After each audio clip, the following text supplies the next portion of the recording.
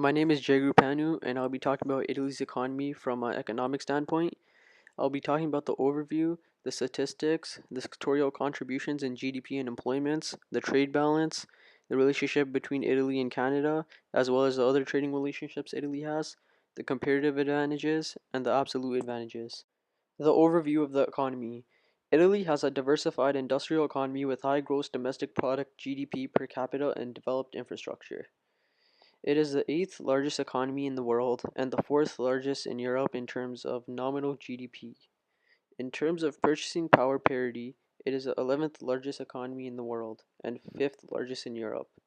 Italy is a member of the G7, the Group of Eight, the European Union, and the OECD. Predicted GDP growth is projected to be 0.6% in 2014, 1.15% in 2015, and 1.25% in 2016. Another thing to note is Italian economy is weakened by the lack of infrastructure development, market reforms, and research investment, and also high public deficit. Now, moving on to the statistics. Italy has a population of 59,943,933 people. The birth rate is 8.94 births per thousand. The death rate is 10.01 deaths per thousand. And the growth rate stands at 0.63%. The life expectancy in Italy is 82.09 years. The females tend to live longer, standing at 84.80 years, while the male are only expected to live 79.80 years.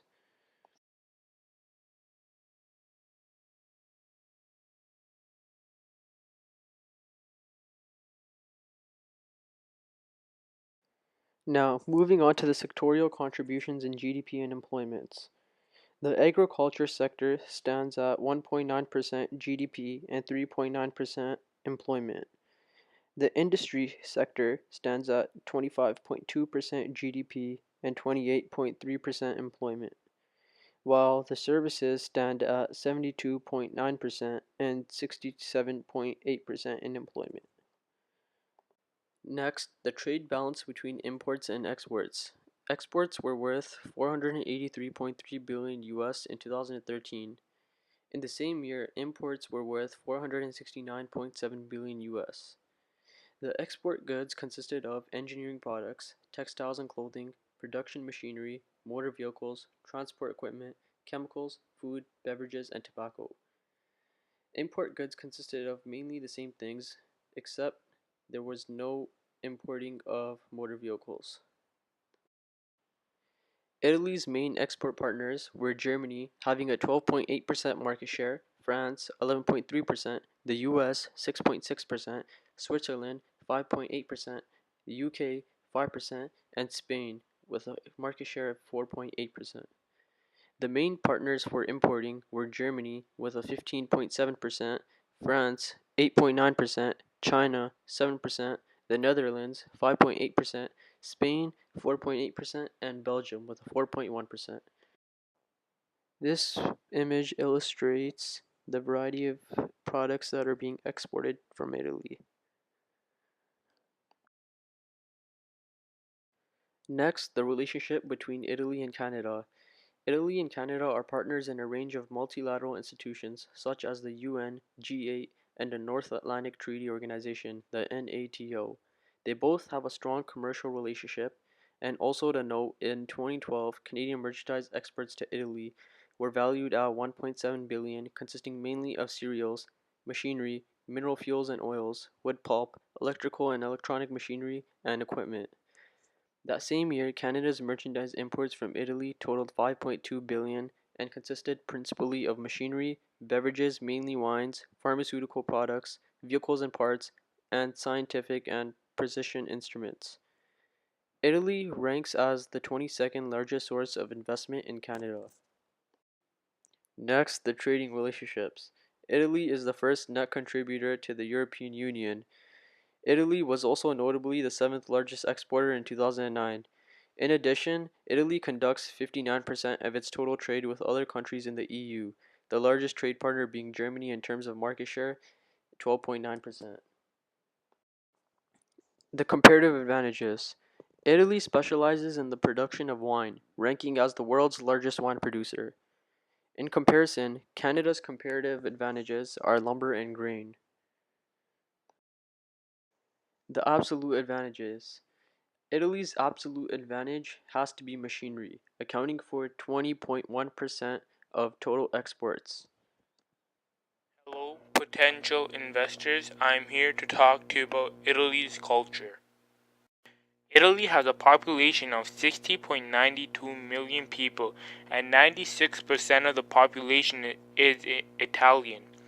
The other part of the population is North African, Arab, Albanian, German, and other European groups. The population is mostly in northern Italy, where one half of the population lives. Surrounding Italy, some countries are France, Switzerland, and Austria. The official language spoken in Italy is Italian, but some other languages spoken in the country are Sicilian, Venetian, Albanian, French, German, Catalan, and much more. The major religion in Italy is Roman Catholicism, and the second largest is Islam. Italy has made some architectural styles popular. Some of these styles include the Roman, the Renaissance, Baroque, and Neoclassical.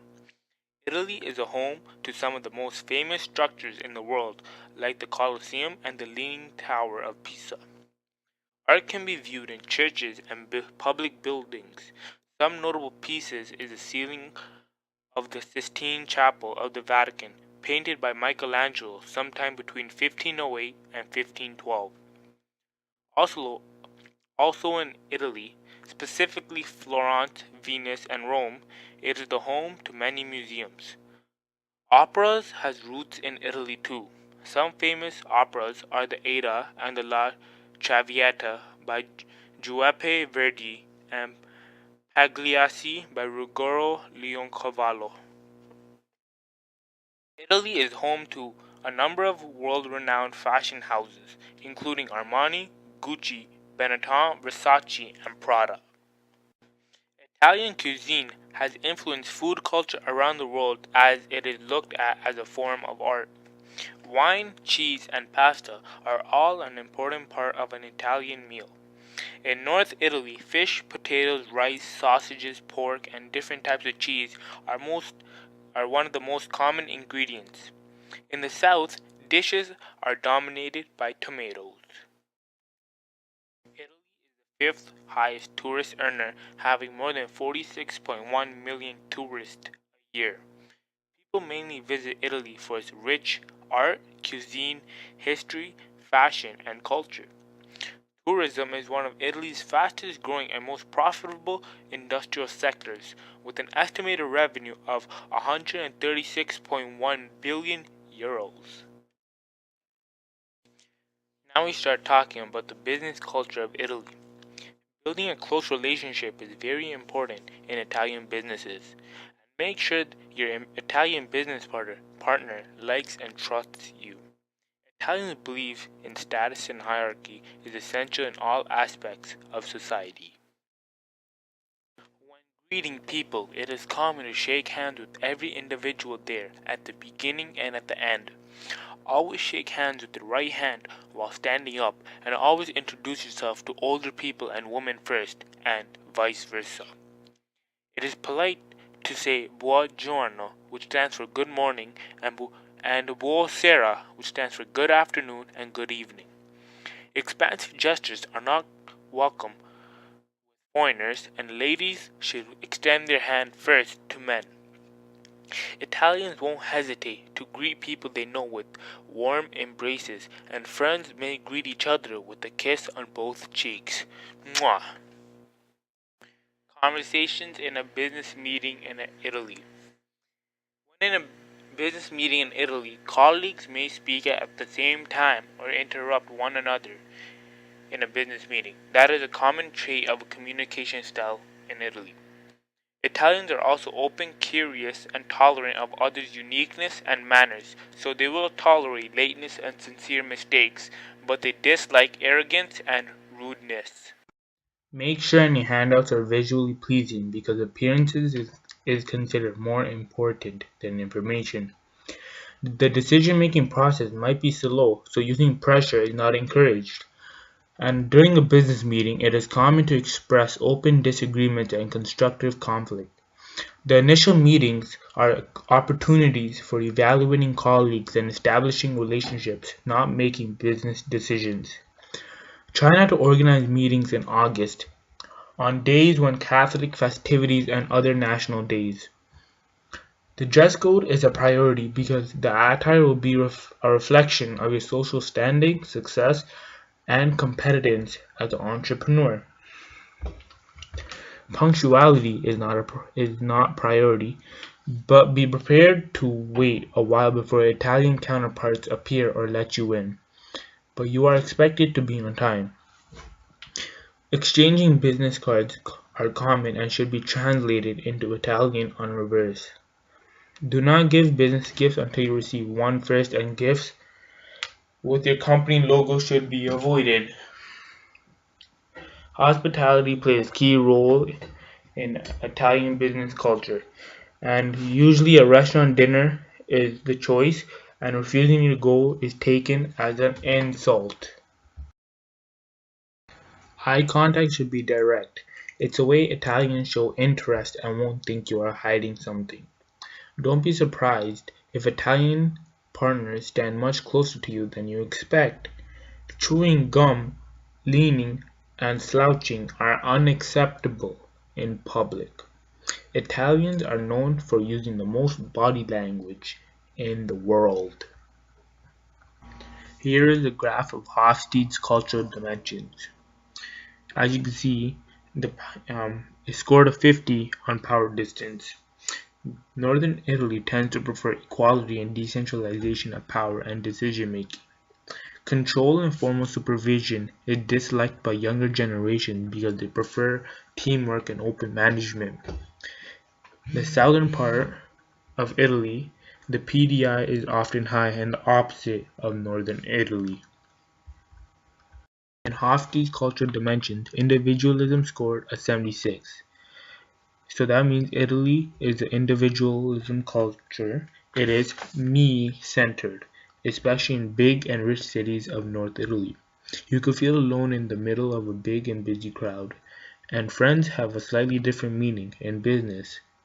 Having your own personal ideas and objectives is motivating and is the route to happiness. Masculinity is scored a 70. That means Italy is a masculine society and is highly success-oriented and driven. This can be seen with what Italian parents do to the children. They are taught at an early age that competition is good and to be a winner is important. And when they grow up, they show success by acquiring status symbols like a brand new car, for example a Ferrari, or a brand new house, a mansion, or yachts. In uncertainty avoidance is scored a 75. Italians are not comfortable in ambiguous situations. Formality is important in Italian society. Italians don't always comply with norms and procedures. They find out which ones are important and not to survive red tape. In work terms, high uncertainty avoidance results in large amounts of detailed planning. The low uncertainty avoidance approach can be very stressful for Italians. In Italy, the combination of high masculinity and high uncertainty avoidance makes life very difficult and stressful. Due to their high score in this dimension, Italians are very passionate people. In pragmatism, it scored a 61. This means people believe the truth and it depends very much on the situation, context, and time. They show an ability to adapt traditions easily to changed conditions, a strong propensity to save and invest, thriftiness, and perseverance in achieving Italy is results. a multi-party system. It has been a democratic republic since June 2, 1946. The executive power is exercised by the Council of Ministers, which is led by the Prime Minister. There are three major branches of government.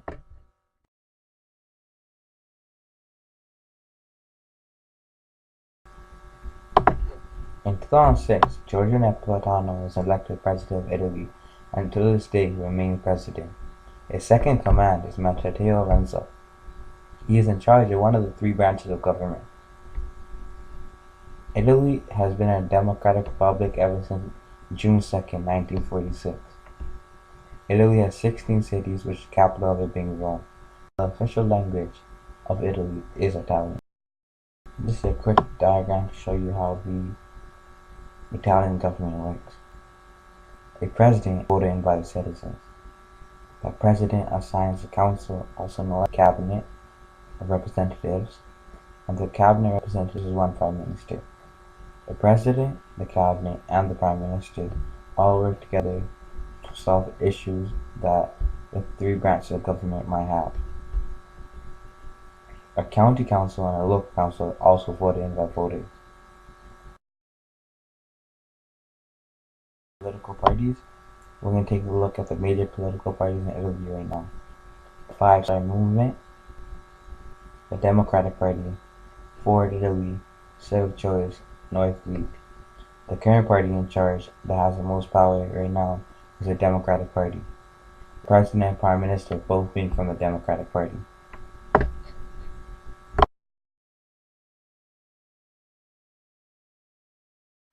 Italy has strong foreign relations. Italy was a founding member of the European Union. Italy was admitted into the United Nations in 1995. Italy is a member and a strong supporter of the North Atlantic Treaty Organization. It is also a member of the Organization for Economic Cooperation and Development. It is a member of the G8 and hosted the G8 summit in 2001 and 2009. Italy also served a 2-year term of the UN Security Council in 2007 to 2008.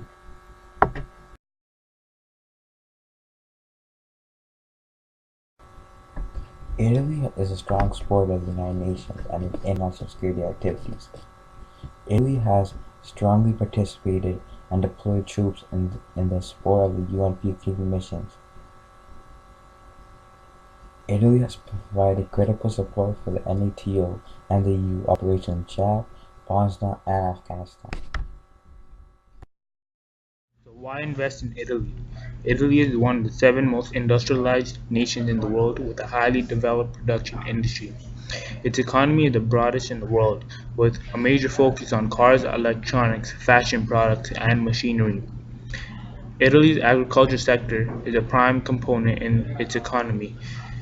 It's the world's 7th most dominant exported of agricultural products such as wine, olive oil, wheat, milk, fruit, and vegetables. The prevalent economic sector is tourism. The economy is dominated by a handful of large businesses while the economy prospers from many small to medium-sized enterprises, up to 3 million small or medium-sized enterprises. They're mostly owned by family or partnerships.